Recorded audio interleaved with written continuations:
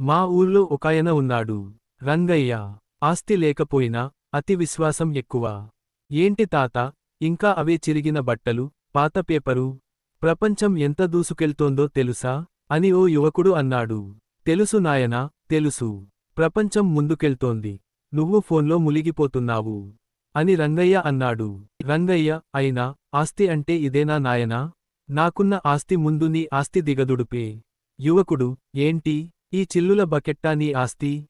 Comedy ఆపరా తాత అని వెటకారంగా అన్నాడు. ఇదిగో, చూడు నాయనా, ఇది నా ఆస్తి. ఈ పేపర్లలో నేను రాసిన కథలు, ఈ పెన్సితో గీసిన బొమ్మలు, ఇవన్నీ నా ఆస్తి. వీటిని నువ్వు ఎన్ని కోట్లు పెట్టినా కొనలేవు.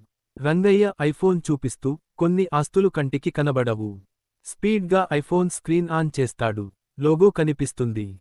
కొన్ని ఆస్తులు మాత్రం ఇలా పాత బకెట్ లోపల దాయబడి ఉంటాయి. యువకుడు నోరు వెళ్లబెట్టి ఆశ్చర్యంగా చూస్తాడు.